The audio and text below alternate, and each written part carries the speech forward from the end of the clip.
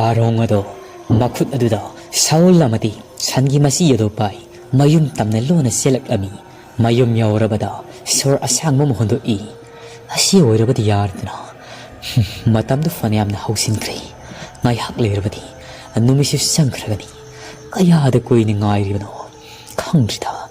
pai hausimak panthadana tawrubata bani ai lai thauramasi asumna karong ngasai gi lairik adu makhuda pai makhoi gi maninga dom da sanga I ngasi lai khoiram godori basi makhoi gi maningi pukri mapal da famna khoiram godaba lai amakhakni lairik adu asuma sum chena adu kanga I lai asi khoiram bada posang sejeng khara amadi sangi polam singa du putorak laga pukri mapal nakal amadi thami adu ga karong haujikti lairik adu phag laga baba horak lami lairik adu gi ani suba chena ada asum irami I han bada nangna tawgodabasi adai kari sunati nasagi na samado naru sitna na ko naru ko libasigi maramna nahaki nang adu kakbaga pangkak uiribani naru adu kok law matung laiji singtung lagalairaba pukri na tragana irial amada na sapum namak lupsilaga laigadabani mikup khare luplaw matungda amuk nauna phawgalaglaga makhada piriba lairo asi nahakna sijinagadabani asumna iramadagi karong adisu panthadi paraprap sangkri aduga mahakna upaya matawraga mahaki masam hawribado sitnana maru kok thokri maru kok lamatung lairik aduda iramli baduga sap manana mahakpom namak ado tawri ising de lupas loiri kakhal aglaba matung lairik aduda makhada iriba laison tinson kaya ado tapna sonba hori wahai singado atra thoktabo haigumani karong suma samangna iribado amate khangzedi thaina mamangai gi matamda laina mi oina lairingi gi matamda ngangramba aribo waro kayani iramlibado usil nasin karong adusu pumnamak ado asoi anam yaudna pab loirabada masadu khangyang yang thui karino nahan makhaidi sasi irum lumbugum tawni hausikta de khangyang yang mugum tawida tharinini aigi sada selamba kabu kayon bigi mahiyado thamna selam lagani thari masi mangai redana masina pungpha phawsu yaida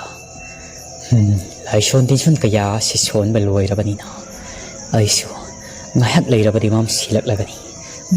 mamli putawrkela yumda sanglagi ai sa sinabu pharabadi ayeng nongan bada ai phasina haijaruaga ai nupi simla amadi isa nupi makhoi aniyado yum masida kauruba yari asumna hariga karong ado prap hanni yengdabi lairik ado pai mayum tamna sangkhri ta sengnamakti mahang nga si laison sol ibado makhado sontha khidri sena ado makta de yauri bado madu khakta solaga do maktokri yamna sangna lairi kabo kaya do onana bagi tamak mahai kiyani songatari basi adu mahak masado khara nungairak pasida laison dinson makha lairi bra haibagi wakhalado pungkau khawkhri matamdi haujin khiban haujikti numit adu sum phajina mayum sangkhri mapung phana mamli amarom dana thaimi yado ngasidi mayum da haningri adubu khulak piduna khulak pigi mayum da lekse haibado thaimi gi mafam da su hairamdi khulak pisu wakhal go oirudi thaimi yadasu khulak pigi mayum da leke haibado haiba ngamjada mayum da saning da satpa tarami makhoi ni pani na mahak ado mamsilaglaba matama sida mayum da thilaklami mayum yawraklabada mathana ngairi masanupi malyamadi mazaru makhoyani su mazaru gi mayum da lekani haidina ngalinga matamda hairam yodni yu masida tarak ithanari ne laidoisi ngasi di sa se nung bunungaiti nahan makhaidi ithanna lairabasu kaya kaidawdabani hoi dahi kanadi sangan saraga nungaina tumthoki asi haiduna thaimai sakhum tamna prap sangkhri sak adu panthadana mai thagatli asumna taunari sairak asida amaromna larnga madisu maliyada karigumba wa mahai haidina hausik ta dalakpa ngairi as aina lakli basi mamdi mam silaklin tawri basi ai khoi man ngalingi matam dasu ngasidi thoki haiba yakitri kholla sida mahuk sagamana daba laibak lairol nungda khongnanga do putha khibadagi makhoi gi sumang du yok silakli ai hekta makawragida Malia laibro astadi Malia asumna hanjin kaurak labada sakhum de lei bi thaime du sutari e larngam na tabrani numidang sida mahak di karibu leira ba satuni para prap thoglei aduga ibungo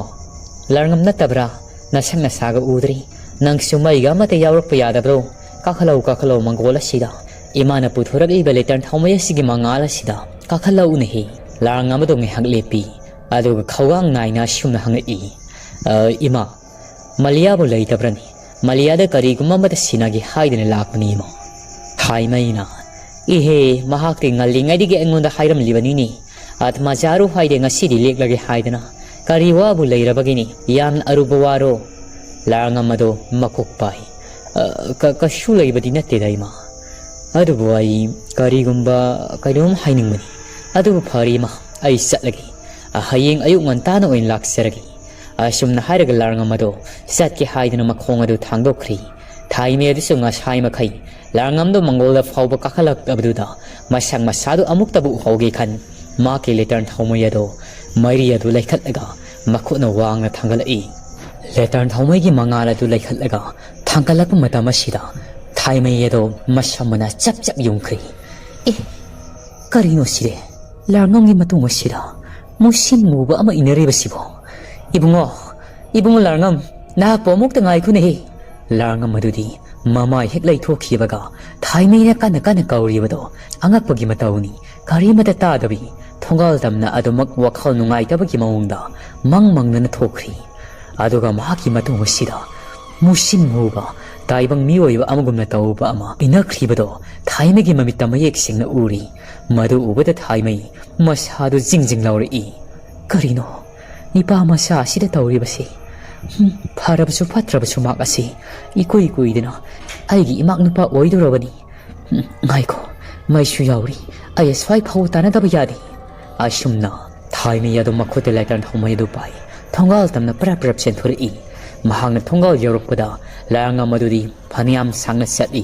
satli bado aduma amu badusu langa madugi matung maduda napoi kai boy inaraga satli badu uri adubu thaimei laijabai thadana phana kana kawrobasu ta dabuda langam gi manak tamna sensila ami usil na sin manak yaukselakli manak yaurokpadadi makhuna pari bletar thomai gi mangala sida amuba ama inaramado sengmang khirami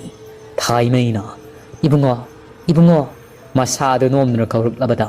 larngam risu khangpre khangno onthurei aduga larngam na ima kari leiraba hetam khaibiyo larngam adu inganga masadu tarang marang sapagum tawri ta singnamakti mahaki matung nga saimakai inari belaya duna larngam asibo apuna ba ama poduna nakal lamade thaina bagidamak honaramani thaimeina ibungo nang asidi lao imaga leirasi haying oina hallo nahak ngasi nayumda setpada kariguma khudum thiba ma soiduna thuklagani imana khangli nakhuta maisu amate yawrapa nati alao asi haiduna thaimei larngam adu nampu sapu mayum tamna pusila ami mayum yawrabada ngasai thaimei na ukhiba pummado larngam gi mafamda mayek sengna tammi madu tarubada larngam masadu tu khangchungchungi aduga karino haibasibo aigi tungda amuba ama inei haiba masibu sumlibrani phare dudi ai ngasidi ima hoi yum masida adumak leiragi ado ai thadi thajakhidreda thaimeina ibungo ngasidi ai nangonda wari amaligi ai khoigi khullasi singmanda tab khullamani khullashida tenmu laimu fataba kayana prik saunaraga mamangi matamdagi lairibani adugi sumathakta yumna lannaga tabani miyoi kaya mapal thongna dabasida laina ngamdana innuna adumak laibani mamsilaklabadi nahaksu mainung yauduna lakpasu natti nasa ngakta laklibasibu nahakna laigi maramda khangba haibasu natti matung tawgunuko imana ngasai uribado angakpagi matawni musin hetmui nahaki matung asida adumak nahangna satpo khuding khongthangi matung inaduna satli khangdibungo aidi samgasi sapchap yungurabani phare ngasi nang yum masida lairoko hayeng ayuk ngantana malia khoisu laklagani mahaki mafamna nang na haining mado khairo ngai khoni nangbu ima pamada ngasi asida satkani haibasibu hairamro larang amado khumningboi khumningdaboi adumakti hairamdrida ima pabanadi angara aikhoi khulasida khongnang pami putha khibadudagi lai mathi phonglagani khulasi tinmang limang selagani mapal thokpa yaroi haidana sikhang khangna khamlimani aduboi malyabu unaningna laksari sinima thaimei sukhangi khulasida ngarang tawhribaduna maram oi tinmang limang kaya selagani haibasi madumakni ngasi larngongi matungdasu leimang amana inaribado taibang miyoibabu sena khaina halage haibagi matagum miyoibagi asingba tanjang ngaiduna laikhrabani ngarang haiba numisidagi hayengi numittagi makhoine ngamjaba haira kattana nungtigi thawol tawbadagi tinmang leimang kaya selibasi masi pomna makarongna su phagani haidana wakhal amada poduna hairam libadu mangairi ngasi de makhoi aniyado hawwa hawtabe thirabi thaimena sak adu loisilamatung saraga adu makpotha khirami amaromna karong adisu numidangi matamasida mayum adumak leiri ngasi de masadu kharadi yangi mahangna khanjari basiri kabo kai onbagi masada mahayamani yesilaga leiramado ngasi de pungko kokli haidana wakhal nungai jabana loiri numidangi matam thengla fauba tumba yadana wakhal mon khali hayeng ayukti haigi nupi amadi sado soidana maki kaurageda hoida hai aigi sadi yelama pomba kokhrabasibo karigi waningai leibagini hayengdagidi kholi puthari mafamaduda khunja kiyana ngamjabi hairang lerang kattana nungtigi thagol tawragani ikoi koidana adumak phajakhraganida hausikti khullasi tinmang lemang kharadi silagani tummagida isu matamde thengzilakli asumna karong adisu tumba yadana leiramado them nauduna adumak masadu potha jakhirami nakalla maromdana kamdauri tolen hoigi khuldani tolendo numidangi matam yauksilaknabada masadu ihai hainadabagum tawjai mahaki kala fami sak toknarabani numidangi pung 10 ka tasilaklab matamni ngasigi numit asiri makhoigi munungi miyoisingado haujik phawa tomnadri losi adusu sakhongbi thaba inkhang singado loisilami tharik thana mapuroibana hayeng langphai satnabagi polam kaya asu loisin khomjindana tawsari tolena mahaki kada mangduna leiringai mapa tumungadu sangai aduga ibungo nangbu wakhal nungai tabrani ipa kariguma mata khai ngasi satkadabadusu satkidri hayeng ayuk ngantana sasi haidana ngasai numidang wairam asaulak lamiduni hayeng di soidana maki salagani ko adu ibungo ipa na lang phaida satkhrabasu nahangna ibema lusiamadi nama tharik thasibu section yang salamuko mina fataba kaya tawruk labasu nahang hanba yadi yari mama khai khangjilo usena dab khangsena dab saraga dabani hausi kariguma nahang na khut sangduk uduna na khut yauruduna makhoi gun sinaba tarabadi poglak kadabai suosida teksan hanjan basi soirabani ko lagi wayalni madu khangna nahak selo na sana gyan tarabani na khoidi asum wafum kaya su sinaram laga tumungalsu tumna hipnabagidamak mahaki kada sangkhri hayeng ayuk montana sasi hayna thabak set kadaba makhoi singado hainaribani tharik thadasu haujikti mapuroibagi posai kayam loisinbasu loikhri tumba sangkhri losi ju haujiktada masado iromlum thaba inkhang singado loisilam laga tumnabagidamak kada sangai haujik phawba tolena dudi phamangdu da fak ama thaduna wakhalna mangduna leisari Lucy suwaba na masado pop tari humanga na pikangli phamung mayay da fami tumning mana masado krap singlakli Lucy na ibong tumasilao matam si tingli ay suni isasi pop tari ngasi ngasi isasi irom lumbagum tawida ado ibong ayam na tumningli ibong si tumuro law ko ay potharagi ibong asi haydan na Lucy su masada wabna longkhrak longna hipthakri ikoi di tumning baga kariga mikup kharagi matung esi sina tumtha khirami magi nupina tumtha khibagi nakhokpagi makhol tabada ngasai makhai mangduna leirama tolena do mami adu khangsing mahaki nupi adom da yenga i Lucy nahaksu wazarabani ko ꯅꯍꯥꯛꯄꯨ ꯑꯩꯒꯤ ꯐꯝꯗ ꯁꯤꯟꯅꯔꯝꯗꯥꯏ ꯅꯈꯣꯏꯒꯤ ꯏꯄꯥꯅ ꯍꯥꯏꯔꯝꯕ ꯀꯌꯥ ꯑꯗꯨ ꯉꯁꯤꯗꯤ ꯅꯍꯧꯅ ꯅꯤꯡꯁꯤꯡꯂꯛꯏꯗ ꯏꯄꯥꯅꯗꯤ ꯇꯁꯦꯡꯅ ꯑꯩꯒ ꯅꯪꯒꯁꯤ ꯇꯥꯝꯌꯥꯊꯦꯜ ꯈꯨꯜ ꯑꯗꯨꯗ ꯈꯨꯜꯂꯥꯛꯄ ꯈꯨꯜꯂꯥꯛꯄꯤ ꯑꯣꯏꯗꯅ ꯐꯜꯍꯟꯅꯤꯡꯉꯝꯕꯅꯤ ꯑꯗꯨꯕꯨ ꯑꯩꯁꯨ ꯌꯨꯝ ꯑꯃ ꯏꯃꯥ ꯏꯄꯥ ꯈꯛꯇ ꯂꯩꯍꯧꯏ ꯍꯥꯏꯕꯗꯨ ꯈꯪꯕꯅ ꯋꯥꯈꯜ ꯂꯩꯕ ꯏꯄꯥ ꯑꯗꯨꯅ ꯃꯐꯝ ꯑꯁꯤꯗ ꯆꯠꯅꯕꯒꯤꯗꯃꯛ ꯑꯌꯥꯕꯗꯨ ꯄꯤꯔꯛꯈꯤꯕꯅꯤꯀꯣ ꯀꯌꯥꯗ ꯋꯥꯖꯔꯕꯅꯣ ꯆꯤꯡꯃꯤ ꯅꯤꯡꯉꯣꯜ ꯅꯍꯥꯛꯅ ꯇꯝꯒꯤ ꯃꯩꯇꯩ ꯑꯩꯒꯤ ꯌꯨꯝ ꯂꯩꯔꯛꯈꯤꯕ ꯃꯇꯝ ꯑꯗꯨꯗ ꯑꯍꯣꯡꯕꯒꯤ ꯑꯍꯣꯡꯕ ꯀꯌꯥ ꯂꯥꯛꯈꯤꯕꯅꯣ ꯑꯗꯨꯕꯨ ꯉꯁꯤꯗꯤ ꯅꯍꯥꯛꯁꯨ ꯄꯨꯡꯑꯣꯟ ꯑꯣꯜꯂꯤ ꯍꯥꯟꯅꯒꯤ ꯂꯨꯁꯤꯗꯨ ꯅꯠꯇ꯭ꯔꯤ ꯅꯌꯨꯝꯗꯗꯤ ꯑꯋꯥꯕ ꯑꯃꯠꯇ ꯂꯩꯇꯅ ꯅꯨꯡꯉꯥꯏ ꯌꯥꯏꯐꯅ ꯑꯋꯥꯠ ꯑꯄꯥ ꯂꯩꯇꯅ ꯌꯣꯛꯄꯤꯔꯛꯄꯅꯤ ꯑꯗꯨꯕꯨ ꯑꯩꯒꯤ ꯌꯨꯝꯗ ꯂꯩꯔꯕꯁꯤꯗ ꯉꯁꯤꯗꯤ ꯑꯋꯥꯕꯅ ꯅꯣꯡꯃ ꯅꯣꯡꯃꯒꯤ ꯍꯦꯟꯖꯤꯜꯂꯛꯂꯤꯕ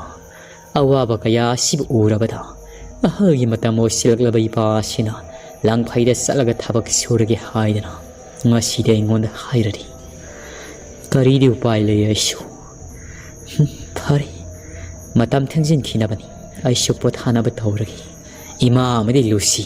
ꯍꯌꯦꯡꯒꯤ ꯅꯨꯃꯤꯠꯇꯒꯤ ꯃꯄꯥꯟ ꯂꯝꯗ ꯊꯣꯛꯍꯟꯗꯅ ꯌꯨꯝ ꯑꯁꯤꯗ ꯂꯦꯡꯗꯅ ꯂꯩꯍꯟꯒꯅꯤ ꯑꯩꯒꯤ ꯏꯁꯥꯗ ꯈꯪꯂꯤ ꯀꯔꯤꯒꯨꯝꯕ ꯑꯃꯗꯤ ꯑꯃꯨꯔꯦꯡ ꯍꯥꯏꯕꯤ ꯐꯠꯇꯕꯤ ꯅꯨꯄꯤ ꯑꯗꯨꯅ ꯇꯧꯔꯛꯂꯒꯅꯤ ꯆꯠꯊꯔꯛꯂꯒꯅꯤ ꯍꯥꯏꯕꯁꯤ ꯃꯍꯥꯛꯀꯤ ꯅꯨꯄꯥ ꯑꯃꯨꯖꯥꯎ ꯑꯗꯨꯁꯨ ꯌꯥꯗꯦꯅꯤ ꯅꯨꯄꯤꯅ ꯉꯝꯕ ꯅꯨꯄꯥ ꯑꯣꯏꯅ ꯇꯧꯏꯅꯤ ꯐꯔꯦ ꯋꯥꯈꯜ ꯑꯁꯤ ꯅꯨꯡꯅꯥꯡꯗꯅ ꯑꯗꯨꯃꯛ ꯂꯩꯔꯒꯅꯤ ꯇꯨꯝꯊ ꯇꯧꯔꯒꯦ ꯑꯁꯨꯝꯅ ꯇꯣꯂꯦꯟꯁꯦ ꯐꯃꯨꯡ ꯀꯥꯈꯠꯈ꯭ꯔꯦ ꯇꯨꯝꯊꯅꯕꯒꯤꯗꯃꯛ ꯂꯣꯡꯅ ꯍꯤꯞꯊꯔꯛꯏ ꯃꯈꯨꯠ ꯑꯅꯤ ꯑꯗꯨ ꯄꯨꯜꯂꯒ ꯃꯕꯨꯛꯇ ꯊꯝꯃꯤ ꯑꯗꯨꯒ ꯇꯞꯅ ꯇꯞꯅ ꯁꯣꯔ ꯁꯥꯡꯅ ꯁꯥꯡꯅ ꯍꯣꯟꯊꯗꯨꯅ ꯄꯣꯊꯥꯅꯕꯒꯤꯗꯃꯛ ꯍꯣꯠꯅꯖꯔꯤꯉꯩ ꯃꯤꯀꯨꯞ ꯑꯁꯤꯃꯛꯇꯗ ꯃꯈꯣꯏꯒꯤ ꯊꯣꯡꯒꯥꯜ ꯑꯔꯣꯝꯗꯒꯤ ꯀꯅꯥꯒꯨꯝꯕꯤ ꯅꯨꯄꯤ ꯑꯃꯅ ꯇꯣꯂꯦꯟꯒꯤ ꯃꯃꯤꯡ ꯑꯁꯤꯕꯨ ꯂꯥꯛꯅ ꯀꯧꯔꯛꯄꯒꯤ ꯈꯣꯟꯖꯦꯜ ꯑꯃ ꯇꯥꯔꯛꯂꯝꯃꯤ ꯇꯣꯂꯦꯟꯅꯁꯨ ꯎꯏꯔꯨꯝ ꯎꯏꯔꯨꯝ ꯇꯧꯊꯔꯛꯄꯒ ꯅꯨꯄꯤ ꯑꯗꯨꯅ ꯀꯧꯔꯛꯂꯤꯕꯗꯣ ꯅꯥꯁꯣꯜ ꯄꯤꯛꯅ ꯇꯥꯕ ꯍꯧꯔꯛꯂꯝꯃꯤ ꯑꯁꯨꯝꯅꯅꯤ ꯈꯣꯟꯊꯥꯡꯉꯦꯅ ꯀꯧꯔꯛꯂꯤꯕꯗꯣ ꯇꯣꯂꯦꯟ ꯇꯣꯂꯦꯟ ꯇꯣꯂꯦꯟ ꯇꯣꯂꯦꯟ ꯍꯟꯖꯤꯟ ꯍꯟꯖꯤꯟ ꯀꯧꯔꯛꯏ ꯑꯗꯨꯕꯨ ꯇꯣꯂꯦꯟ ꯍꯟꯗꯛꯇꯤ ꯃꯅꯥꯀꯣꯡ ꯑꯗꯨ ꯁꯤꯡꯖꯥꯏꯌꯦꯅ ꯇꯥꯔꯛꯄꯁꯤꯗ ꯃꯃꯤꯠ ꯑꯗꯨ ꯈꯪꯄꯥꯡ ꯄꯥꯡꯊꯣꯔꯛꯏ ꯃꯃꯤꯠ ꯄꯥꯡꯅ ꯐꯥꯎꯕ ꯉꯥꯏꯍꯥꯛꯇꯤ ꯈꯣꯟꯖꯦꯜ ꯑꯗꯨ ꯁꯣꯟꯊꯥꯡꯅꯅ ꯀꯧꯕꯒꯤ ꯇꯥꯔꯝꯃꯤ ꯑꯗꯨꯒ ꯑꯗꯨꯃꯛ ꯇꯞꯅ ꯇꯞꯅ ꯂꯥꯞꯊꯣꯛꯈꯤꯗꯨꯅ ꯃꯈꯣꯏꯒꯤ ꯈꯣꯜꯒꯤ ꯈꯨꯟꯖꯤꯟ ꯃꯪ ꯂꯩꯔꯤꯕ ꯑꯗꯣꯝꯗ ꯈꯣꯟꯖꯦꯜ ꯑꯗꯨ ꯇꯞꯅ ꯇꯞꯅ ꯆꯠꯈꯤꯕꯒꯨꯝ ꯇꯧꯏ ꯇꯣꯂꯦꯟ ꯑꯗꯨ ꯃꯃꯤꯠ ꯃꯃꯥꯏ ꯑꯗꯨ ꯈꯪꯁꯤꯡꯁꯤꯡ ꯐꯨꯛ ꯂꯥꯎꯅ ꯍꯧꯒꯠꯂꯛꯏ ꯑꯗꯨꯒ ꯀꯔꯤꯅꯣ ꯑꯩꯅ ꯍꯧꯖꯤꯛ ꯇꯥꯈꯤꯕꯗꯨꯕꯣ ꯑꯣꯏꯒꯅꯤ ꯍꯌꯦꯡꯒꯤ ꯅꯨꯃꯤꯠꯇꯁꯨ ꯃꯤꯑꯣꯏ ꯑꯃꯗꯤ ꯁꯣꯏꯗꯅ ꯃꯄꯨ ꯃꯍꯥꯛꯀꯤ ꯈꯨꯌꯥ ꯇꯥꯟꯈ꯭ꯔꯒꯅꯤ ꯃꯁꯤ ꯄꯨꯝꯅꯃꯛꯁꯤ ꯑꯃꯨꯔꯦꯡ ꯍꯥꯏꯕꯤ ꯅꯍꯥꯛꯅ ꯊꯣꯛꯍꯟꯕ ꯉꯥꯛꯇꯅꯤꯀꯣ ꯑꯩꯁꯨ ꯍꯤꯡꯅ ꯍꯤꯡꯅ ꯑꯁꯤꯕꯒ ꯄꯥꯡꯈꯛ ꯑꯣꯏꯔꯤ ꯈꯨꯜ ꯑꯁꯤꯒꯤ ꯃꯤꯑꯣꯏꯁꯤꯡꯗ ꯇꯥꯒꯗꯧꯔꯤꯕ ꯑꯋꯥꯕꯁꯤ ꯈꯖꯤꯛꯇ ꯐꯥꯎꯕ ꯃꯇꯦꯡ ꯇꯧꯕ ꯉꯝꯗꯦꯀꯣ ꯑꯉꯛꯄꯅꯤ ꯑꯃꯨꯔꯦꯡ ꯍꯥꯏꯕꯤ ꯅꯍꯥꯛꯀꯤ ꯐꯠꯇꯕꯒꯤ ꯃꯍꯩ ꯑꯁꯤꯁꯨ ꯑꯣꯟꯊꯣꯛꯅ ꯀꯟꯈ꯭ꯔꯦꯗ ꯑꯩꯅ ꯏꯍꯥꯟ ꯍꯥꯟꯕꯗ ꯇꯧꯒꯗꯕꯁꯤ ꯃꯪꯒꯤ ꯂꯥꯏ ꯃꯍꯥꯛꯅ ꯊꯃꯥꯏꯈ꯭ꯔꯤꯕꯁꯤ ꯃꯁꯤ ꯍꯥꯟꯅ ꯐꯍꯟꯕ ꯑꯃꯗꯤ ꯇꯉꯥꯏ ꯐꯗꯦ ꯃꯍꯥꯛꯅ ꯃꯪꯒꯤ ꯂꯥꯏ ꯑꯁꯤꯕꯨ ꯇꯣꯏꯅ ꯁꯥꯟꯅꯗꯨꯅ ꯀꯧꯊꯣꯛꯇꯨꯅ ꯂꯩꯔꯕꯅꯤꯅ ꯃꯤꯑꯣꯏ ꯀꯌꯥ ꯇꯔꯥꯏꯅ ꯊꯋꯥꯏ ꯂꯧꯕ ꯍꯧꯔꯛꯂꯒꯅꯤ ꯑꯩꯅ ꯁꯨꯝ ꯈꯟꯕꯗ ꯃꯍꯥꯛꯅ ꯁꯥꯟꯅꯔꯤꯕ ꯃꯪꯒꯤ ꯂꯥꯏꯁꯤ ꯃꯌꯨꯝꯗꯁꯨ ꯀꯧꯔꯒ ꯁꯥꯟꯅꯕ ꯃꯥꯜꯂꯤ ꯃꯈꯣꯏꯒꯤ ꯃꯅꯤꯡꯒꯤ ꯋꯥꯄꯜ ꯑꯗꯣꯝꯗ ꯐꯔꯦ ꯑꯩꯁꯨ ꯄꯣꯊꯥꯅꯕ ꯇꯧꯔꯒꯦ ꯀꯔꯤꯗꯤ ꯍꯪꯗꯣꯒꯅꯤ ꯀꯔꯤꯗꯤ ꯍꯥꯏꯔꯨꯒꯅꯤ ꯀꯅꯥꯗꯁꯨ ꯄꯥꯎ ꯑꯁꯤ ꯇꯝꯅꯤꯡꯉꯥꯏ ꯂꯩꯇꯦ ꯑꯁꯨꯝꯅ ꯇꯣꯂꯦꯟꯅꯁꯨ ꯋꯥꯐꯝ ꯀꯌꯥ ꯑꯁꯤ ꯃꯁꯥꯅ ꯐꯥꯊꯖꯔꯕ ꯃꯇꯨꯡ ꯇꯨꯝꯅꯕꯒꯤꯗꯃꯛ ꯑꯃꯨꯛ ꯍꯤꯞꯊꯈ꯭ꯔꯤ ꯑꯗꯨꯕꯨ ꯁꯣꯟꯊꯥꯡꯅꯅ ꯑꯗꯨꯃꯛ ꯇꯣꯂꯦꯟꯒꯤ ꯃꯃꯤꯡ ꯑꯗꯣ ꯊꯣꯡꯒꯥꯜꯂꯣꯝꯗꯒꯤ ꯇꯞꯅ ꯇꯞꯅ ꯀꯧꯔꯔꯤ ꯑꯗꯨꯕꯨ ꯇꯣꯂꯦꯟ ꯍꯟꯗꯛꯇꯤ ꯀꯧꯔꯛꯂꯤꯕ ꯈꯣꯟꯖꯦꯜ ꯑꯗꯣ मुन्ना तासिलुरी वाखल अदु थैदोक्लगा महाकी नाउसुम ओइना अदुमक पोथाखिरमी खौरक्लिबसी अतै कनासु नत्ति मखोइगी खुल्लासिदा लैबी अहल लैमा कौबी नुपीनी नुपी असि तोलेनमी ममा थारिक थावैगी मरोलनी महाकी थवाई मिरिलसिना खुल्लासिगी ख्वाइदगी हाइबा अमाइबा ओइरिबा तोलेनगी थोंगालासिदा कोइसे सतना फिंगाउ सेतना हयेंग सिगद्रो महाकी हक्सांग अदुबु कन्बीनाबगिदमक हाइजरिबनी पाउ सेलेबनी अदुबु तोलेन मधु पोमनमक अदुना थैरगा हौजिक्ति मंगलान पानमदा नुंगाइरे तुमथखरि पांबै लैत्रबा थवाई अदो हंगत हंदाना पुंगौ फनेक अमा सेली अदुगा लेंगबानना फि अंगौबा असांग ममा इन मसामदु इफा फाखै तोलेंगे थोंगालसिदा हंगत हंदाना सली ꯅꯣꯡꯉꯥꯜꯂꯝꯗꯥꯏꯒꯤ ꯃꯇꯝ ꯐꯥꯎꯕ ꯊꯋꯥꯏ ꯃꯤꯔꯦꯜ ꯑꯗꯨ ꯋꯥꯅ ꯆꯠꯂꯝꯂꯒ ꯑꯔꯣꯏꯕ ꯑꯣꯏꯅ ꯇꯣꯂꯦꯟꯕꯨ ꯑꯃꯨꯛꯇꯪ ꯍꯧꯅ ꯀꯧꯔꯝꯂꯒ ꯆꯤꯡꯃꯥꯡ ꯃꯥꯡꯈ꯭ꯔꯤ꯫ ꯑꯃꯔꯣꯝꯗꯅ ꯑꯍꯜ ꯂꯩꯃ ꯀꯧꯕꯤ ꯅꯨꯄꯤ ꯑꯗꯣ ꯃꯌꯨꯝꯗꯅꯤ꯫ ꯅꯣꯡꯉꯥꯜꯂꯝꯗꯥꯏꯒꯤ ꯃꯇꯝ ꯑꯁꯤꯗ ꯃꯁꯥ ꯑꯗꯣ ꯅꯨꯡꯉꯥꯏꯅ ꯇꯨꯝꯂꯝꯕꯗꯒꯤ ꯁꯣꯔ ꯑꯗꯨ ꯀꯛ ꯊꯤꯡꯉꯛꯏ꯫ ꯃꯇꯝ ꯑꯁꯤꯗ ꯀꯝꯗꯧꯔꯤ ꯑꯍꯜ ꯂꯩꯃꯒꯤ ꯐꯃꯥꯡ ꯑꯁꯤꯗ ꯄꯤꯛꯇ꯭ꯔꯨ ꯄꯤꯛꯄ ꯐꯃꯨꯡ ꯑꯁꯤꯃꯨꯛ ꯋꯥꯡꯕ ꯃꯀꯣꯛ ꯏꯆꯥꯎ ꯆꯥꯎꯕ ꯁꯔꯨ ꯁꯌꯥꯡꯒꯨꯝꯅ ꯇꯧꯕ ꯂꯥꯏ ꯑꯃ ꯂꯦꯞꯄꯒ ꯂꯩꯔꯤꯕꯗꯣ ꯃꯁꯤ ꯄꯨꯝꯅꯃꯛ ꯑꯁꯤꯅꯅꯤ ꯃꯪꯂꯥꯛꯅꯕ ꯍꯧꯔꯛꯂꯤꯕꯁꯤ꯫ ꯂꯥꯏ ꯑꯗꯨ ꯊꯪꯅꯕ ꯃꯤꯀꯨꯞꯇ ꯐꯜ ꯂꯥꯎꯅ ꯐꯃꯨꯡ ꯑꯗꯨ ꯆꯣꯡꯈꯠꯈ꯭ꯔꯤ꯫ ꯁꯥꯅꯒ ꯁꯥꯕꯅꯤ ꯀꯥꯡꯈꯜ ꯐꯟꯗꯕꯤꯅꯤ ꯇꯨꯝꯂꯤꯕꯁꯤ ꯑꯍꯜ ꯂꯩꯃ ꯑꯗꯣ꯫ ꯑꯗꯨꯒ ꯑꯍꯜ ꯂꯩꯃꯒꯤ ꯃꯊꯕꯥꯛ ꯃꯄꯥ ꯑꯁꯤꯗ ꯂꯥꯏ ꯐꯠꯇꯕꯗꯨꯅ ꯈꯤꯠ ꯂꯥꯎꯅ ꯃꯈꯣꯡ ꯑꯄꯥꯛꯄꯗꯨꯅ ꯅꯝꯃꯤ꯫ ꯑꯗꯨꯒ ꯃꯈꯨꯠ ꯑꯅꯤ ꯏꯁꯥꯡ ꯁꯥꯡꯕ ꯑꯗꯨꯅ ꯑꯍꯜ ꯂꯩꯃꯒꯤ ꯈꯧꯔꯤ ꯆꯔꯝ ꯑꯗꯨꯗ ꯈꯨꯄꯥꯏꯁꯤꯅ ꯄꯥꯏꯁꯤꯟꯈꯤꯔꯝꯃꯤ꯫ ꯑꯁꯨꯝꯅ ꯄꯥꯏꯁꯤꯟꯈꯤꯕꯗꯒꯤ ꯗꯤꯍꯦ ꯂꯣꯏꯔꯝꯗꯥꯏꯒꯤ ꯑꯍꯜ ꯂꯩꯃ ꯑꯗꯣ ꯃꯈꯣꯡ ꯑꯅꯤ ꯑꯗꯣ ꯀꯟꯅ ꯊꯦꯛꯂꯒ ꯀꯟꯅ ꯊꯤꯜꯂꯛꯂꯝꯃꯤ꯫ ꯑꯁꯨꯝꯅ ꯊꯤꯜꯂꯛꯄꯒꯤ ꯃꯈꯣꯜ ꯑꯁꯤꯅ ꯃꯈꯣꯏꯒꯤ ꯏꯃꯨꯡꯗ ꯂꯩꯔꯤꯕ ꯃꯤꯑꯣꯏꯁꯤꯡ ꯑꯗꯨ ꯇꯥꯔꯤ꯫ ꯃꯤꯑꯣꯏꯁꯤꯡ ꯑꯗꯨ ꯐꯨꯛ ꯍꯧꯒꯠꯅꯔꯛꯂꯒ ꯑꯍꯜ ꯂꯩꯃꯒꯤ ꯀꯥ ꯇꯝꯅ ꯆꯪꯂꯛꯄꯗ ꯗꯤꯍꯦ ꯂꯣꯏꯔꯕꯅꯤ ꯑꯍꯜ ꯂꯩꯃꯒꯤ ꯍꯛꯆꯥꯡ ꯑꯗꯨꯗꯤ ꯃꯊꯛꯇ ꯇꯣꯡꯂꯝꯕ ꯄꯤꯛꯇ꯭ꯔꯨ ꯄꯤꯛꯄ ꯃꯀꯣꯛ ꯆꯥꯎꯕ ꯁꯔꯨ ꯁꯌꯥꯡꯒꯨꯝꯅ ꯇꯧꯔꯕ ꯂꯥꯏ ꯑꯗꯣ ꯃꯈꯣꯏꯒꯤ ꯏꯃꯨꯡ ꯃꯅꯨꯡꯒꯤ ꯃꯤꯑꯣꯏꯁꯤꯡ ꯑꯗꯨꯁꯨ ꯃꯃꯤꯠꯇ ꯃꯁꯦꯡ ꯃꯔꯥꯡ ꯑꯣꯏꯅ ꯎꯍꯧꯏ꯫ ꯃꯈꯣꯏꯅ ꯆꯪꯂꯛꯄꯒ ꯂꯥꯏ ꯑꯗꯨ ꯐꯃꯥꯡ ꯇꯝꯅ ꯐꯜ ꯂꯥꯎꯅ ꯆꯣꯡꯊꯈ꯭ꯔꯤ꯫ ꯑꯗꯨꯒ ꯃꯃꯤ ꯁꯥꯃꯤ ꯑꯣꯏꯅ ꯑꯗꯨꯃꯛ ꯀꯔꯣꯝꯗ ꯆꯠꯈ꯭ꯔꯤꯕꯅꯣ ꯈꯪꯗꯦ ꯆꯤꯡꯃꯥꯡ ꯃꯥꯡꯈꯤꯔꯝꯃꯤ꯫ ꯃꯈꯣꯏꯒꯤ ꯃꯤꯑꯣꯏꯁꯤꯡ ꯑꯗꯨ ꯆꯪꯂꯛꯂꯒ ꯃꯁꯥ ꯑꯗꯨ ꯌꯦꯡꯂꯨꯕꯗꯗꯤ ꯑꯣꯟꯊꯣꯛꯄ ꯐꯤꯕꯝ ꯑꯃꯗ ꯂꯩꯔꯝꯂꯤ꯫ ꯃꯌꯥ ꯑꯗꯨꯅ ꯃꯔꯩ ꯑꯗꯨ ꯁꯥꯡꯅ ꯇꯤꯡꯊꯣꯛꯂꯒ ꯀꯟꯅ ꯆꯤꯛꯏ ꯏ ꯊꯣꯛꯂꯤ꯫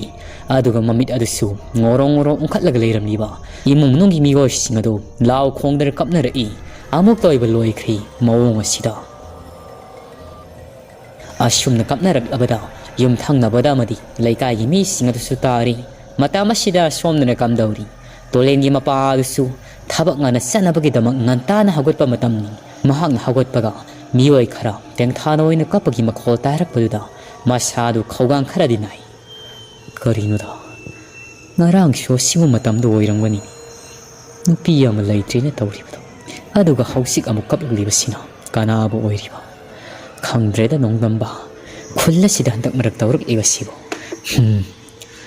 ꯅꯨꯄꯤ ꯇꯥꯕ꯭ꯔꯥ ꯑꯩ ꯂꯣꯏꯁꯤꯟꯕ ꯂꯣꯏꯔꯤ ꯑꯩ ꯊꯣꯛꯈ꯭ꯔꯒꯦꯀꯣ ꯅꯈꯣꯏ ꯆꯦꯛꯁꯤꯟꯅ ꯂꯩꯍꯧ꯫ ꯇꯥꯕ꯭ꯔꯅꯦ ꯅꯪꯕꯣ꯫ ꯊꯥꯔꯤꯛ ꯊꯥꯗꯨꯁꯨ ꯅꯨꯡꯉꯥꯏꯅ ꯇꯨꯝꯊꯔꯛꯄ ꯃꯇꯥꯡꯅꯤ꯫ ꯃꯄꯨꯔꯣꯏꯕꯅ ꯍꯟꯖꯤꯟ ꯀꯧꯔꯛꯂꯕꯗ ꯃꯤꯀꯞ ꯐꯠ ꯂꯥꯎꯅ ꯊꯣꯛꯂꯛꯏ ꯃꯃꯤꯠ ꯑꯗꯨ ꯅꯣꯏꯔꯒ꯫ ꯆꯠꯂꯒꯦ ꯍꯥꯏꯔꯤꯕ꯭ꯔꯣ ꯉꯟꯗꯤ ꯌꯥꯝꯅ ꯉꯜꯂꯤꯕ ꯃꯥꯜꯂꯤꯗ ꯍꯧꯖꯤꯛꯄꯨ ꯄꯨꯡ ꯀꯌꯥ ꯇꯥꯔꯒꯦ꯫ ꯇꯨꯝꯕꯨꯡꯅ ꯄꯨꯡꯂꯣ ꯍꯧꯖꯤꯛ 3:30 ꯇꯥꯁꯤꯜꯂꯛꯂꯕꯅꯤ꯫ ꯅꯪꯁꯨ ꯍꯧꯒꯠꯂꯣꯗꯅ ꯑꯩꯅ ꯆꯠꯀꯗꯧꯔꯤꯕꯅꯤ ꯉꯁꯤꯗꯤ ꯅꯪꯅ ꯑꯗꯨꯃꯛ ꯇꯨꯝꯅ ꯂꯩꯍꯧꯔꯒ ꯑꯩꯅ ꯀꯔꯝꯅ ꯆꯠꯀꯗꯕꯅꯣ꯫ ꯍꯧꯒꯠꯂꯣ ꯅꯁꯥ ꯅꯔꯨꯒꯗꯨ ꯁꯦꯡꯂꯨꯔꯣ꯫ ꯑꯩꯗꯤ ꯂꯣꯏꯔꯕꯅꯤ ꯉꯥꯏꯍꯥꯛ ꯂꯩꯔꯕꯗꯤ ꯑꯆꯧꯕ ꯍꯣꯏꯁꯨ ꯂꯥꯛꯂꯒꯅꯤ ꯃꯈꯣꯏꯒ ꯄꯨꯟꯅ ꯑꯩ ꯊꯣꯛꯃꯤꯟꯅꯈ꯭ꯔꯒꯦ꯫ ꯉꯥꯏꯔꯝꯃꯨ ꯍꯥꯏꯕꯅꯤ ꯆꯪꯂꯛꯀꯦ ꯍꯥꯏꯈꯤꯕꯅꯤ ꯉꯔꯥꯡ꯫ ꯑꯁꯨꯝꯅ ꯋꯥꯔꯤ ꯁꯥꯟꯅꯔꯤꯉꯩ ꯑꯆꯧꯕ ꯑꯃꯗꯤ ꯃꯈꯣꯏ ꯆꯠꯃꯤꯟꯅꯒꯗꯕ ꯈꯣꯡꯕꯨ 4-5 ꯑꯃꯒ ꯇꯨꯝꯕꯨꯡ ꯍꯣꯏꯒꯤ ꯃꯌꯨꯝ ꯇꯝꯅ ꯂꯥꯛꯏ꯫ ꯁꯨꯃꯥꯡ ꯑꯗꯣꯝꯗꯒꯤ ꯀꯧꯔꯛꯏ ꯇꯨꯝꯕꯨꯡꯅ꯫ ꯅꯨꯄꯤ ꯂꯥꯛꯂꯕ ꯃꯥꯜꯂꯤ ꯑꯩ ꯊꯣꯛꯂꯒꯦ ꯅꯪꯁꯨ ꯍꯧꯒꯠꯂꯣꯀꯣ ꯑꯃꯨꯛ ꯇꯨꯝꯁꯜꯂꯨꯔꯒꯅꯨ꯫ ꯑꯁꯤ ꯍꯥꯏꯔꯒ ꯇꯨꯝꯕꯨꯡ ꯂꯥꯏꯅꯤꯡꯊꯧ ꯁꯅꯥꯃꯍꯤ ꯑꯃꯗꯤ ꯍꯤꯡꯒꯣꯜ ꯀꯣꯟꯕ ꯂꯥꯏ ꯑꯗꯨꯕꯨ ꯈꯨꯔꯨꯝꯂꯝꯂꯒ ꯃꯍꯥꯛꯀꯤ ꯂꯥꯡꯐꯩꯒꯤ ꯈꯣꯡꯆꯠ ꯑꯗꯨ ꯈꯣꯡꯁꯥꯟꯈꯤꯔꯝꯃꯤ꯫ ꯇꯣꯂꯦꯟ ꯑꯃꯗꯤ ꯂꯨꯁꯤꯗꯗꯤ ꯍꯥꯏꯔꯝꯗ꯭ꯔꯤ꯫ ꯃꯈꯣꯏꯅ ꯅꯨꯡꯉꯥꯏꯅ ꯇꯨꯝꯍꯧꯕꯗꯨꯗ ꯃꯄꯥꯅ ꯆꯠꯈ꯭ꯔꯕꯗ ꯉꯥꯏꯍꯥꯛꯀꯤ ꯃꯇꯨꯡ ꯄꯟꯊꯥꯗꯅ ꯇꯣꯂꯦꯟ ꯑꯗꯨꯁꯨ ꯃꯤꯀꯞ ꯊꯣꯛꯂꯛꯏ꯫ ꯃꯍꯥꯛꯅ ꯃꯤꯀꯞ ꯊꯣꯛꯂꯛꯄꯒ ꯎꯔꯥꯎ ꯊꯔꯥꯎꯗꯅ ꯇꯦꯡꯊꯥꯅ ꯑꯣꯏꯅ ꯀꯞꯄꯒꯤ ꯃꯈꯣꯜ ꯑꯗꯨ ꯇꯥꯔꯛꯏ꯫ ꯐꯨꯛ ꯂꯥꯎꯅ ꯍꯧꯒꯠꯂꯒ ꯃꯅꯤꯡ ꯑꯗꯣꯝꯗ ꯆꯪꯉꯛꯏ꯫ ꯃꯃꯥꯗ ꯍꯪꯂꯔꯤ ꯏꯃꯥ ꯀꯅꯥꯗꯅꯣ ꯀꯟꯅ ꯀꯞꯂꯤꯕꯁꯤꯕꯣ ꯉꯁꯤꯅ ꯑꯃꯨꯛ ꯀꯩꯗꯧꯔꯕ ꯉꯔꯥꯡꯁꯨ ꯑꯁꯤꯒꯨꯝꯕ ꯃꯇꯝꯗꯅꯤ ꯀꯞꯈ꯭ꯔꯤꯕꯗꯣ꯫ ꯊꯥꯔꯤꯛ ꯊꯥꯅ ꯈꯪꯗꯦꯅꯦ ꯏꯕꯨꯡꯉꯣ ꯑꯩꯁꯨ ꯉꯁꯥꯏꯗꯒꯤ ꯇꯥꯔꯤꯕꯅꯤ ꯅꯣꯡꯉꯥꯜꯂꯝꯗꯥꯏꯒꯤ ꯃꯤꯆꯤꯛ ꯃꯤꯔꯥꯎꯈꯣꯜ ꯇꯥꯗ꯭ꯔꯕ ꯃꯇꯝ ꯑꯁꯤꯗ ꯇꯥꯕꯗ ꯍꯩꯅꯗꯕ ꯑꯃꯗꯤ ꯄꯣꯛꯏ꯫ ꯑꯗꯨꯕꯨ ꯏꯕꯨꯡꯉꯣ ꯃꯤꯁꯤ ꯃꯤꯅꯥ ꯁꯣꯏꯗꯅ ꯌꯥꯎꯔꯝꯂꯒꯅꯤ꯫ ꯍꯟꯗꯛ ꯅꯣꯡ ꯅꯤꯅꯤ ꯑꯁꯤ ꯈꯨꯜ ꯑꯁꯤ ꯀꯔꯤꯒꯨꯝꯕ ꯑꯃ ꯇꯧꯏꯀꯣ ꯂꯥꯏꯒꯤ ꯇꯤꯟꯒꯤ ꯃꯔꯝ ꯀꯔꯤꯃꯠꯇ ꯈꯪꯗꯕ ꯑꯩꯈꯣꯏꯗꯁꯨ ꯏꯁꯥꯗ ꯐꯥꯎꯏ꯫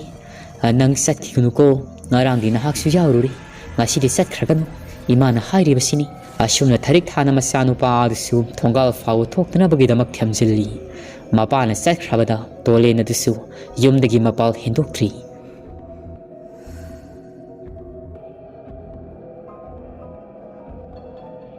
ꯑꯃꯔꯣꯝꯗꯅ ꯀꯝꯗꯧꯔꯤ ꯅꯣꯡꯅ ꯉꯥꯟꯊꯣꯔꯛꯂꯕ ꯃꯇꯝ ꯑꯁꯤꯗ ꯑꯍꯜ ꯂꯩꯃꯒꯤ ꯑꯁꯤꯕ ꯍꯛꯆꯥꯡ ꯑꯗꯨ ꯃꯄꯥꯟꯂꯥꯡꯗ ꯄꯨꯊꯣꯔꯛꯂꯤ ꯂꯩꯀꯥꯏꯒꯤ ꯃꯤꯑꯣꯏ ꯑꯃꯗꯤ ꯑꯁꯤꯐꯝꯗ ꯂꯥꯛꯂꯤꯕ ꯃꯤꯑꯣꯏꯁꯤꯡ ꯑꯗꯨꯅ ꯑꯁꯤꯕ ꯍꯛꯆꯥꯡꯒꯤ ꯃꯊꯧ ꯃꯉꯝꯅ ꯇꯧꯒꯗꯕ ꯆꯪꯒꯗꯕ ꯄꯣꯠꯂꯝ ꯆꯩꯔꯝꯁꯤꯡ ꯑꯗꯨ ꯂꯥꯡꯂꯝꯃꯤ ꯑꯗꯨꯕꯨ ꯑꯉꯛꯄꯅꯤ ꯉꯁꯤꯒꯤ ꯃꯇꯧ ꯑꯁꯤꯗꯤ ꯇꯤꯜꯂꯤꯔꯤꯕ ꯃꯤꯌꯥꯝ ꯑꯗꯨꯁꯨ ꯃꯁꯥꯗ ꯑꯀꯤ ꯍꯪꯒꯣꯏꯕꯗꯤ ꯄꯣꯛꯏ ꯉꯔꯥꯡꯇꯁꯨ ꯃꯉꯥꯏꯔꯤ ꯅꯨꯄꯤ ꯑꯃ ꯂꯩꯈꯤꯗꯕ ꯑꯗꯨꯒ ꯉꯁꯤꯅ ꯑꯃꯨꯛ ꯊꯪꯅꯕ ꯅꯨꯃꯤꯠ ꯑꯁꯤꯗ ꯈꯨꯜ ꯑꯁꯤꯃꯛꯇꯗꯒꯤ ꯑꯗꯨꯁꯨ ꯃꯤꯁꯤ ꯑꯁꯤ ꯆꯞ ꯃꯥꯟꯅꯕ ꯅꯣꯡꯂꯝꯗꯥꯏꯒꯤ ꯃꯇꯝꯗ ꯃꯪꯂꯥꯛꯅꯔꯒ ꯁꯤꯕ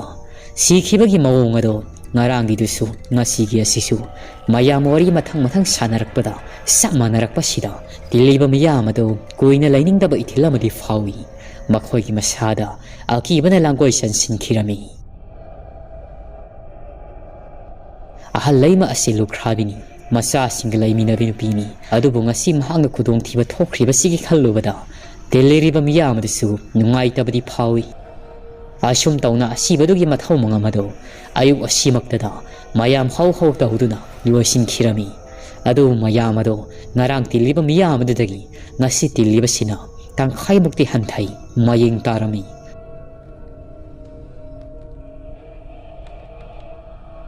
ꯅꯥꯀꯜ ꯑꯃꯔꯣꯝꯗꯅ ꯀꯝꯗꯧꯔꯤ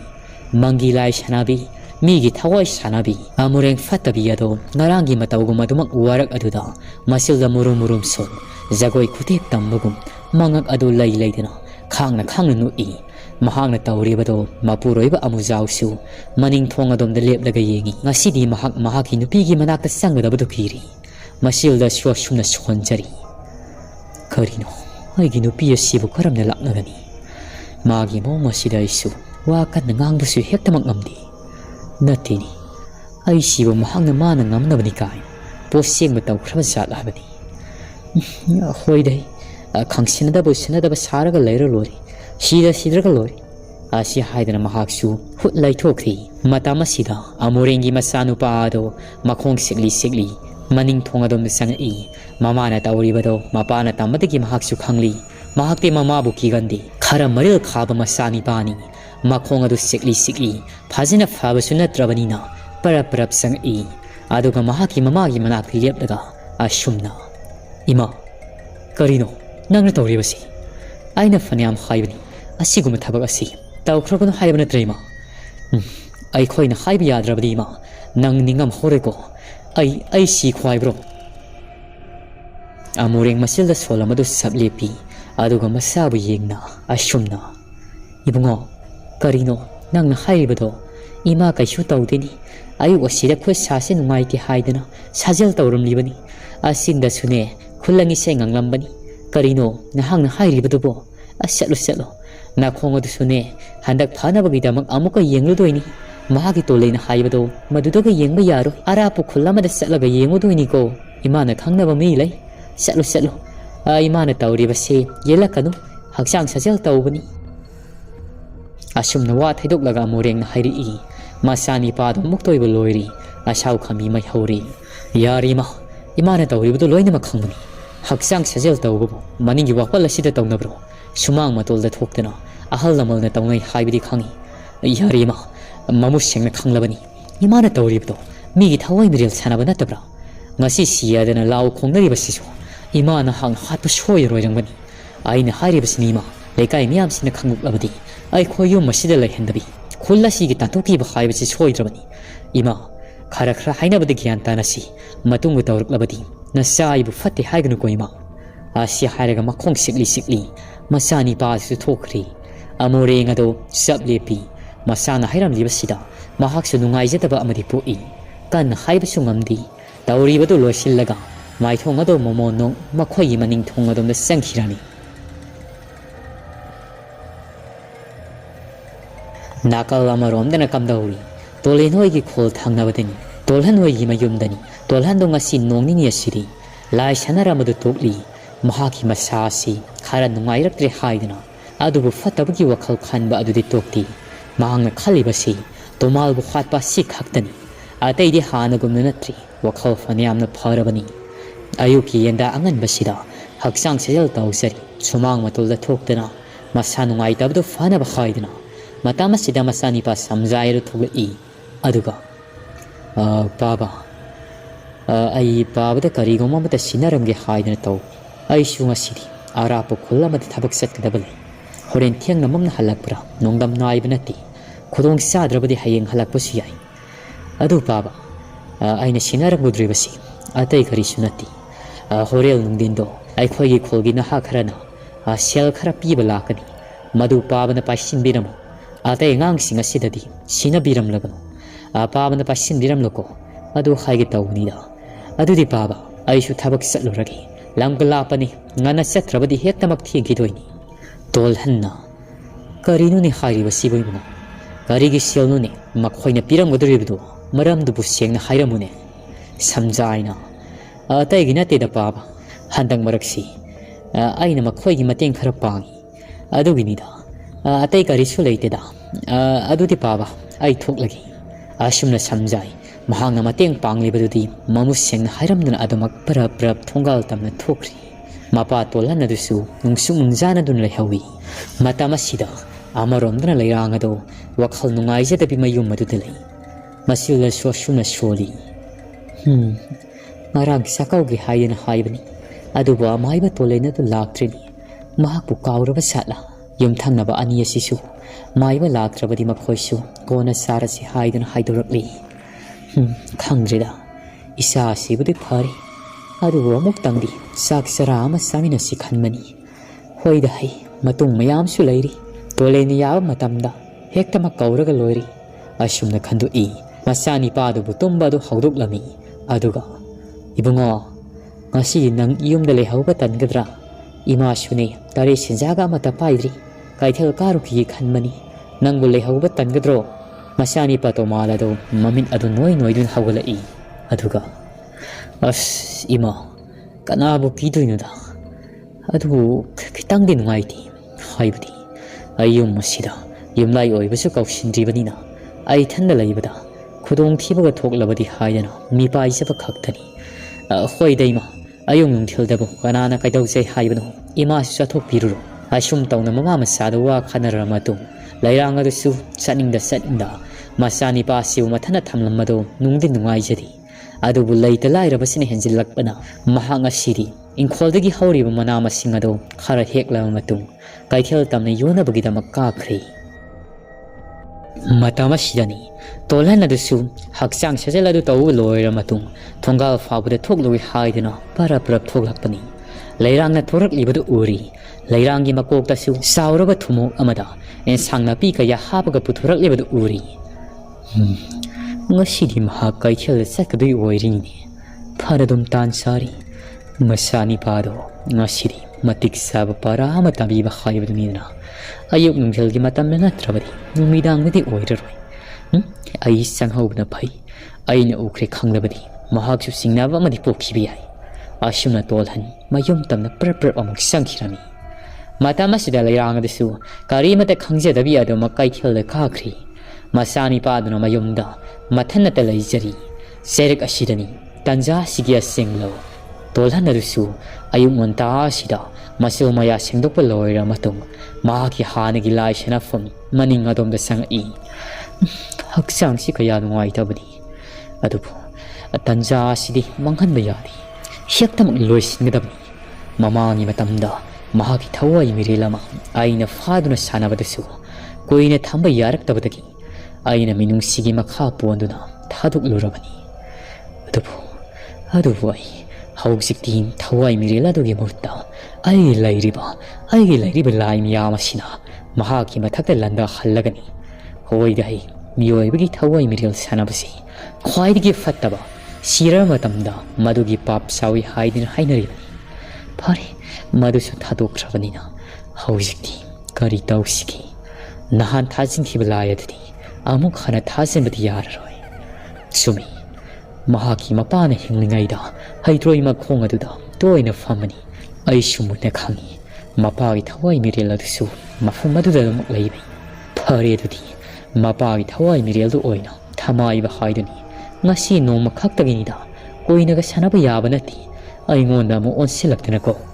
Asumna tolhan masilda murum murum sun lai sanafam du da fam mahaki mamang disu lairik masa ma thammi lai khoiram ge potlam di amate yaudi lairik masa du phaktok tan dumak phare I ahal gi matam oirak labanina mahang mamang gi matam da hai khiba mahiya ma di lai sun tin kaya do hekta ma kauthu I aduna lairik asi phaklaga mahayaw riba singado masilda son dana makhut thek tana thira I matam asidani amarom dana kamdauri Tomalgi mayumda, makhogin kol matolda, haidroi pamiyam hauribado, madugi makhongdagini, kari gumba ama, ayuki matam sida,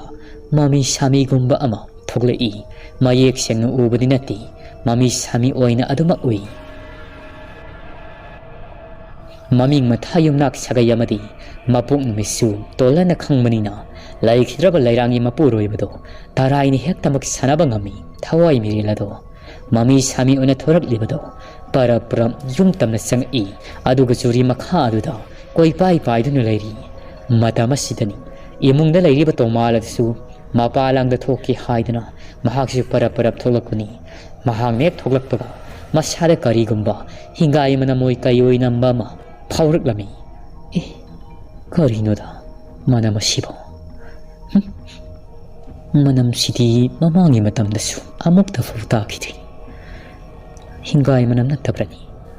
mani lekhoi gi madabu hawai ga tinglam satani adu ge warui manam sidi yena khalo khada kari leyo satno ashumna to malado manamadu wang launa la kwasida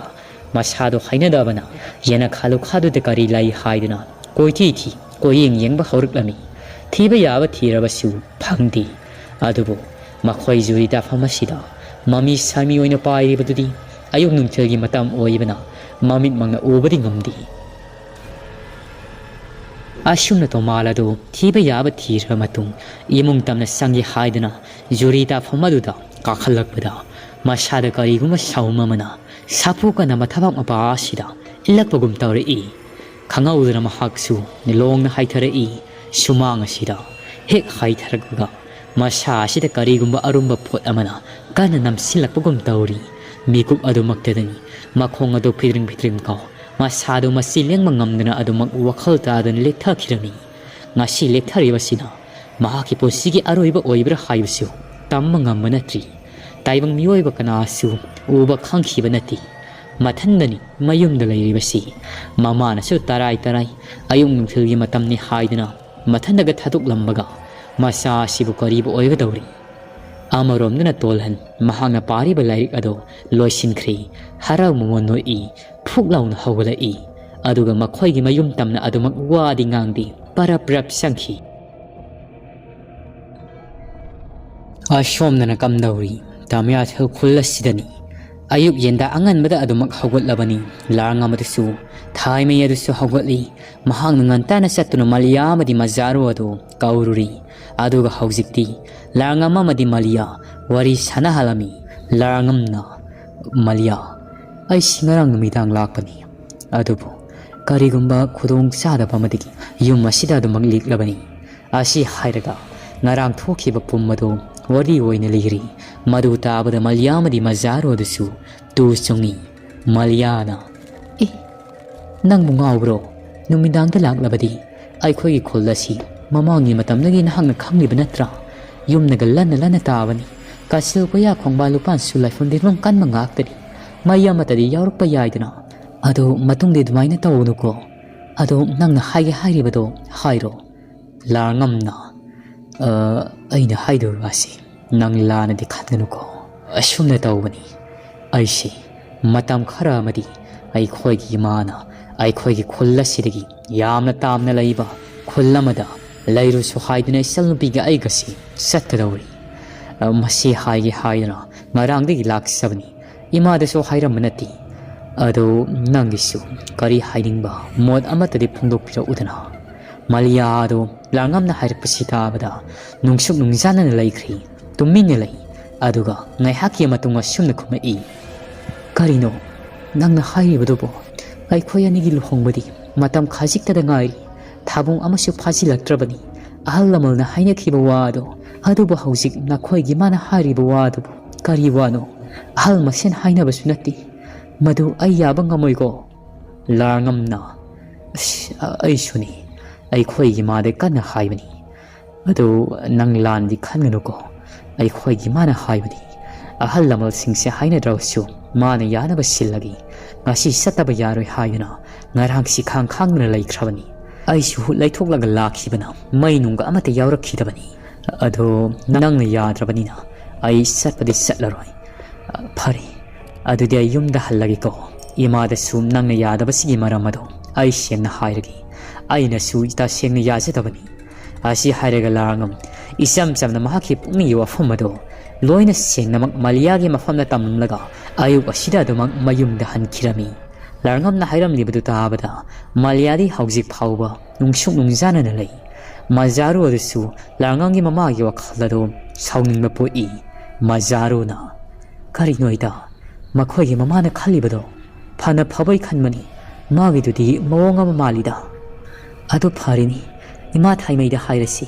Ado ga ahal masena muktangdi. Wari sanahan gisi. Kari nungay tabalay banano. Makoy ni lona thaigi honaribasi. Matama sida thaimay adisu. Yamungdagi thogla i. Ay biyema. Ima na sak insang suloy silan mabani. Ay gisu kara sari. Ado nga sidi thaw yamni yami. Ay khulak pigi mayum na salagi ko. Maliana. Ima. Amukta ngaybi ko. Ay kariguma mata haigi. Thaimay na. Hayuni. Ngay ko ni. Larangam bu sat krabro. Ima sat kri. Ye ay na di magi sak saruksu hapsi labani ni. Pare sat krabadi. Asum na Maliana. Larangam na hairam ni buwado. Mama thaimay gim famda. Sitna na loy na magtamli. Paudu tawda. Thaimay ado. Asaw kami may hawi. Asaw na masado tagtag ni i. Aduga. Kari. Ay bulu krabi ni haidra. Adu usitaba. Ahal masin phasina ngangnaraga lairabasida. Kholgi asiyaw no phibam suksilakabasida. Matam khana yaithokisi haidna. Phasana hainarabasu yai. Adusu haidaba. Mahakna tawningi maning tawbadi yaroi. Ngasimak khulak biyawna satkani. Hira. Mana adunguma tawbi yabrani. Khulak biyawna wa khanakrabadubo. Asi hairaga thaimay. Mana paiba yadekhe adumak khulak bigi mayum tamna thabak adu kakhirami. Maliyama di mazaru adusu. Nuwakhal di nungayjadi. Asaw di po i. Makoy na sawri basi. Larangam ni mama aduni. Thaimay ado. Khulak bigi mayum yoruk abada. Khulak bigi wari po madu sari. Khulak bigi su sawri. Matama sida. Miyoy kara thadana. Larangam ni mama ampado. Khulak bigi mayum da hausik lakna bagidamak yathang tawk thakirami. Asum na khulak pi amadi thaimay. Asaw kami may hongnan adumak wari sanare ngay. Sairak asida. Mamangi matamda. Masa phasina sokhiba. Paiti ado. Auzikti masa ado. Khara fagalak abada. Mahaw sagum adumak lainum kaisum sangda laina bagidamak mama pela amadi. Masal nupi tharay mana. Thilak lami. Khulak pi yathangasi. Mama masa aduna lumna laugza bagidamak hongnaroba na aiduna. Thilak libani. Khulak pi na. Yamna thajatidana. Ay siya pela, sangbirao. Paiti di khara pharabra, masasu khara kanadi uri. Pela ana. Phari khulakpi, masasi khara kankatli. Ana abasuloy na magpharabani. Ado mahaki makwangda, yeliba piyasi, numinini humnidiyet kisano, pungphari pharabani. Aduga maray lagthok saba yazara sani. Adu di khulakpi,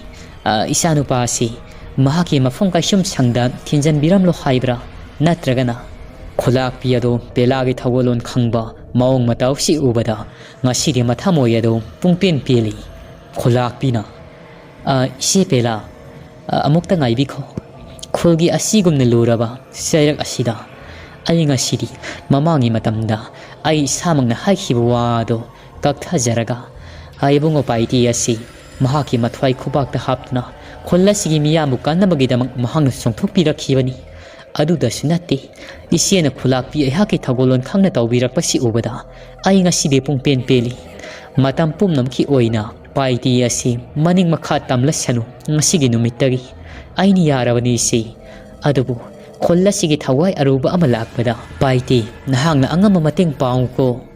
asumna khulakpina harau hairakpadagi pela amari tharai madisu harau bane loikri paiti ama samaksu harau momonok khulakpibu makhong sungna khurum jarami